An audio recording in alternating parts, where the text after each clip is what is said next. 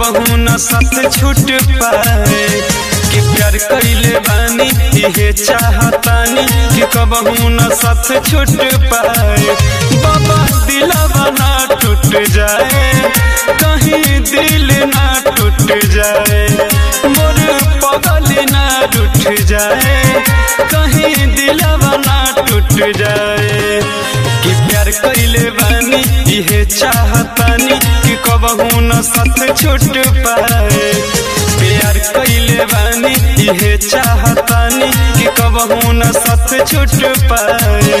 बाबा दिलवा ना टूट जाए, कहीं दिल ना टूट जाए, मोर पगल ना रूठ जाए, मोर पगल ना रूठ जाए।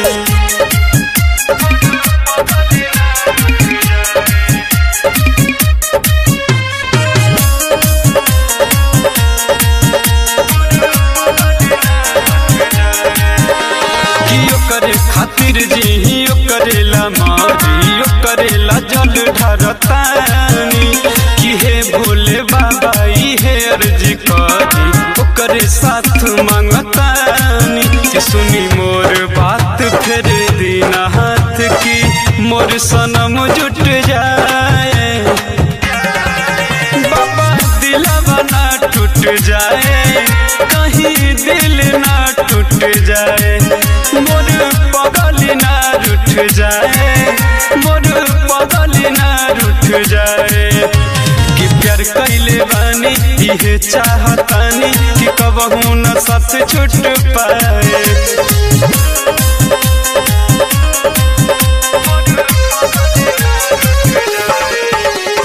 Music by Mantu Manish.